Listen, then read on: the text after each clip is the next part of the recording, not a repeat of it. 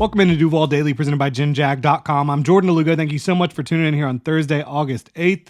Only a couple sleeps away from the Jaguars' first preseason game of 2024. Kansas City Chiefs coming to town.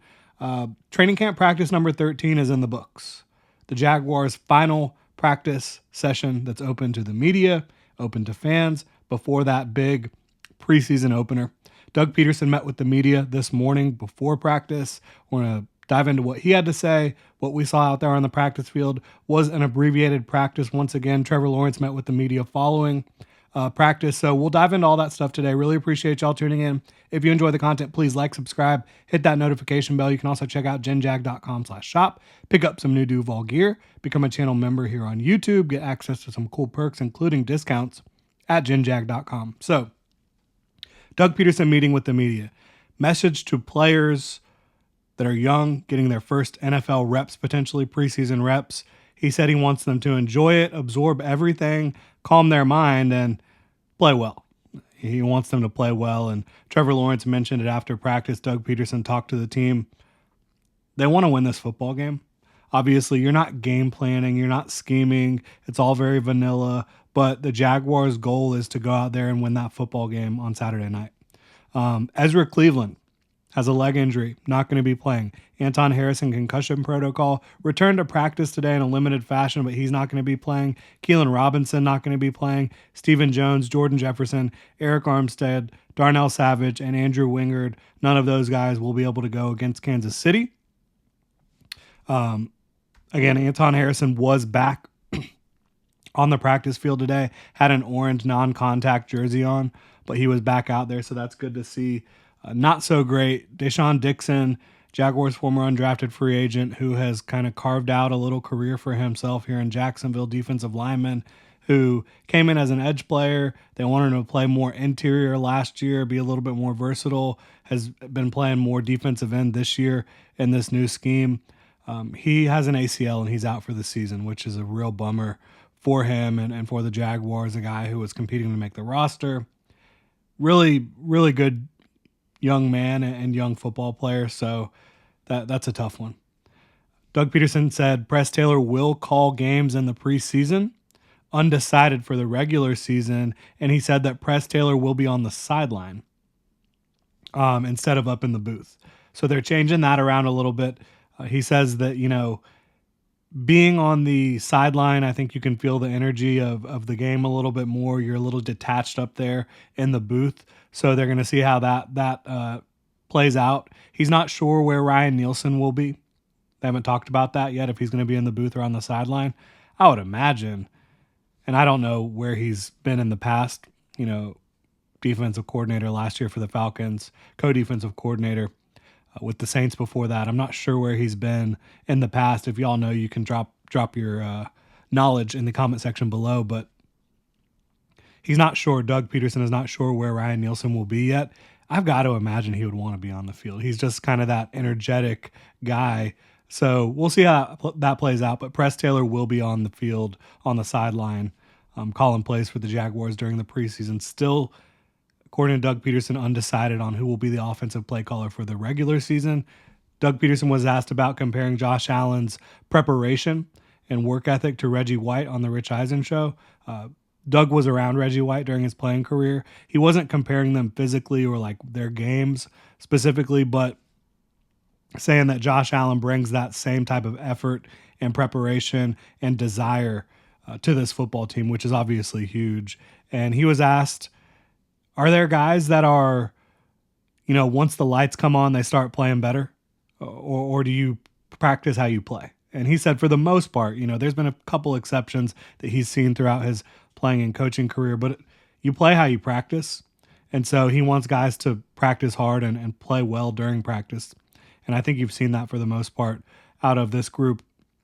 Asked about the roster depth, he says he feels really good about it. He says they focused on getting the younger guys and the depth players more opportunities in practice during training camp this year than they have in the past, which he's hoping will have those guys more prepared for if they have to enter games.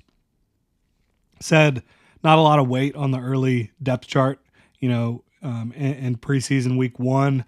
Says it's it's not very significant, and that echoes what Ryan Nielsen said yesterday.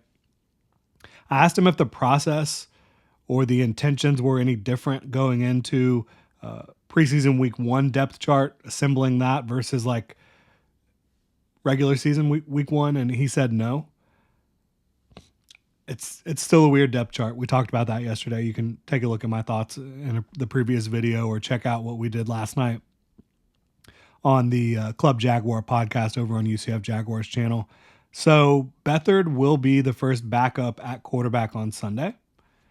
Notable because Mac Jones is listed as the second string guy on the depth chart, and it seems like we're trending towards Mac Jones being the backup, but Beathard will get the first crack at reps on Saturday against the Kansas City Chiefs. There was no pads today. It was a shorter practice, ended at about 10:50.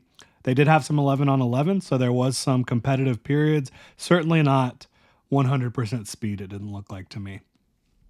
I think you're going to see, based on what we've seen in practice, Blake Hance probably starting at left guard for the Jaguars against the Kansas City Chiefs. Ezra Cleveland's out. And I think you're going to see Walker Little at right tackle. I think you'll be able to see Cam Robinson in that game at left tackle. I think Trevor Lawrence, despite not having his full complement of offensive linemen in front of him, he looked very sharp today. I think he had a really good practice. I think he's locked in and ready for the first preseason game in which he will play. Jaguar starters are going to play in that game. Chiefs starters are going to play as well. Looking at some of the defensive standouts of the day, I thought the defense had a good day, especially against some of the backup offenses, Mac Jones offense, CJ Beathard-led offense. Both of those guys were able to find the end zone once you got into red zone work, but throughout the practice, I thought you saw Tyler Lacey and Marshall, the new guy, number 96, defensive tackle, both very stout. You saw Marshall also get a would-be sack. Ronald Darby had a pass breakup. Amani Oruwariye had a pass breakup. Tyson Campbell had a pass breakup.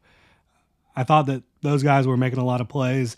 Joshua Cephas on the offensive side of the ball, wide receiver, had a ton of catches today, but one bad drop. And that drop led to an interception by Tavon Campbell. So you can't have that happen, obviously.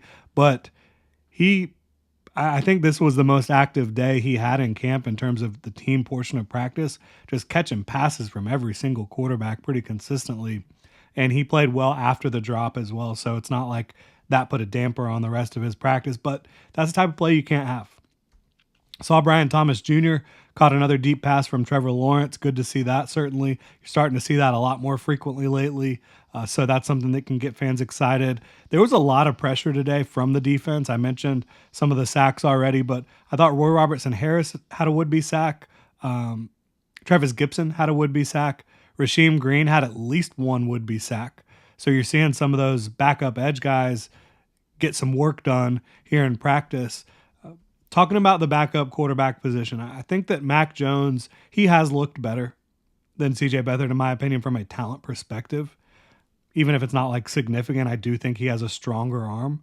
I think he's a better athlete than CJ Beathard, which Mac Jones is not an elite athlete by any stretch at the quarterback position. But I think he just brings a little bit more juice, a little bit more arm talent to the position than CJ Beathard. But Beathard, he had a couple ugly throws today, but then he was able to hit Gabe Davis wide open in the end zone and Austin Trammell open in the end zone in the red zone. Both of those were easy throws. So, yes, he converted on those throws, but I think just about anybody could have converted those throws that has a history throwing the football. And then Mac Jones did find Seth Williams in red zone work for a touchdown. So you saw some productive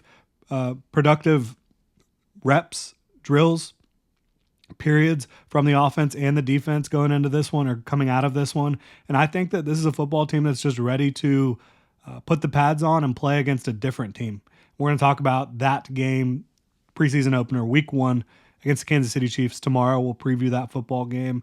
Again, not going to be heavy game plan, not going to be heavy scheming. It's just going to be kind of going out and doing your job and getting it done and executing what your assignment is. We will see how it plays out. I'm excited to preview that one. Excited to see the Jaguars taking on someone who is not their teammates, right? And Trevor Lawrence is excited. He said, anytime you go out there and you're not wearing the red non-contact jersey as a quarterback, it's a little exciting. It's a little different. So we'll see how it plays out. Really appreciate y'all tuning in. If you enjoy the content, please like, subscribe, hit that notification bell. You can also check out jinjag.com/shop, pick up some new Duval gear, become a channel member here on YouTube.